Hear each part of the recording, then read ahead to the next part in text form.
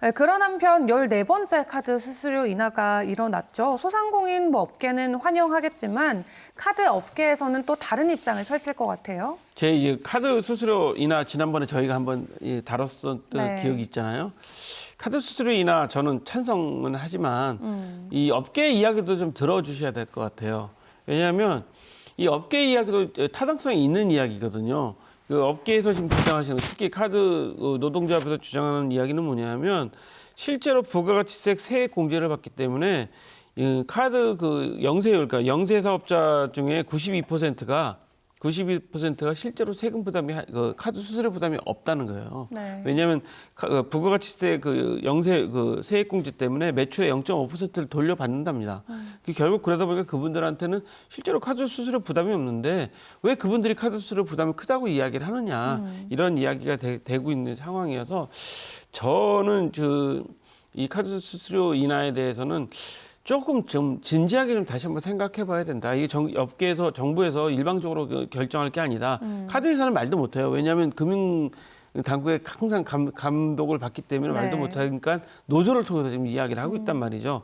정부에서 이번에 그 카드 수수료 인하한 내용을 전체 보면 전체 96%에 뭐 4,700억이 경감된다 이야기하면서 뭐 가맹점, 영세 가맹점이 뭐 75%가 해당이 된다라고 이야기를 하는데 전체적인 상황을 놓고 보면 이 이야기 좀 짧게 좀 말씀드릴게요.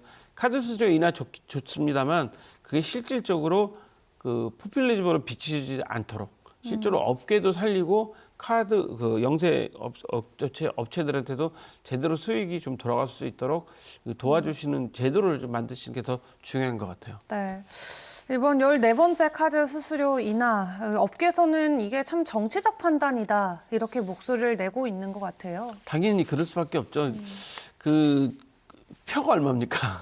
표가 얼마입니까? 그러다 보니까 계속 이런 결정을 하고 있는데 제가 지금 말씀드린 것처럼 영세 사업자들은 카드를 카드로 결제를 할 때마다 뭐 새로운 예를 들자면 뭐 그 다른 세제 혜택을 좀 드리는 방법을 좀 생각해 봐야 되는 게 제가 정말 지만 정말 답답하고 그 불편한 결제할 때가 어느 때냐면요.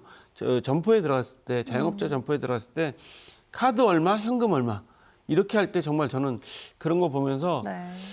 좀 불편하더라고요. 왜 불편하냐면요. 그분은 결국 현금으로 받아서 자기 과표를 줄이겠다는 얘기거든요. 그럼 세금 그 기준이 제대로 안 맞아요. 네. 그러니까 이분 입장에서는 야, 우리 같은 영세업자들은 이래도 돼라고 생각하시겠지만 결국 그것은 국민들 입장에서 볼 때는 이분들은 전부 과표를 숨기고 있네. 세금을 안 내려고 이렇게뿐이 안 보이거든요.